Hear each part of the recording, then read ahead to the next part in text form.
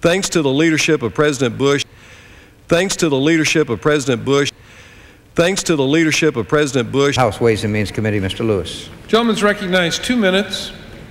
Thank you. Mr. Speaker, I rise to register my strong support for H.R. 3045. For too long, the U.S. has watched from the sidelines while other nations have traded in the global marketplace. CAFTA is about institutionalizing cheap labor. Thanks to the leadership of President Bush, thanks to the leadership of President Bush, thanks to the leadership of President Bush, thanks to the leadership of President Bush and Chairman Thomas, we passed the Trade Promotion Authority Act in 2001. This important legislation allowed the administration to engage with other countries and find opportunities for U.S. companies to sell their products to new customers.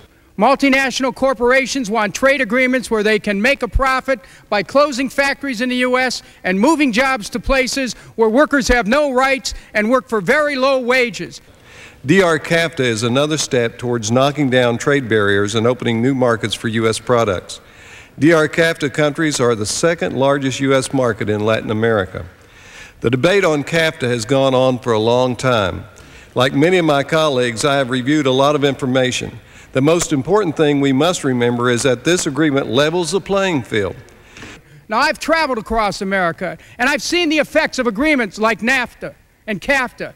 Padlocked gates of abandoned factories, grass growing in parking lots of places where workers used to make steel, used to make washing machines, used to make textiles, used to make machines parts, used to make.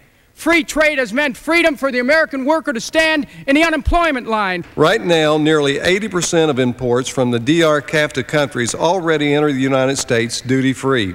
Again, 80% of imports from CAFTA countries already enter the U.S. duty-free. By leveling the field, we are opening markets to U.S. goods.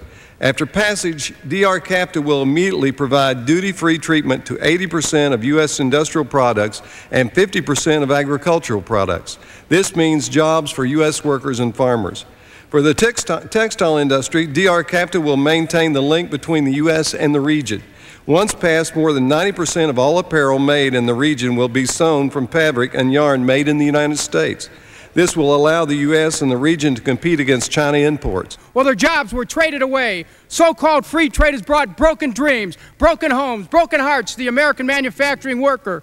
Trade without equity is tyranny. Trade without economic justice is theft. Trade without integrity, without workers' rights, without human rights, without environmental quality principles is not worthy of a free people. As we heard earlier, China is a concern to some of my colleagues. Finally, trade is key to freedom. By passing CAFTA, we are making a firm commitment to the leaders of these Central American countries who are fighting corruption and supporting economic reform. Let's not talk about our neighbors' workers. Let's talk about our own workers. President Bush has made CAFTA his top priority. The U.S. Trade Representative has done an outstanding job in putting together this agreement, and Chairman Thomas and Subcommittee Chairman Shaw have successfully moved the agreement through the legislative process. Let's finish the job. The average hourly earnings of U.S. manufacturing workers was $16.01 in March 2004. The average hourly wages for Honduran workers producing goods for the U.S., 90 cents. CAFTA is about institutionalizing cheap labor. And pass CAFTA now, tonight. Thank you. Thanks to the leadership of President Bush, thanks to the leadership of President Bush, thanks to the leadership of President Bush,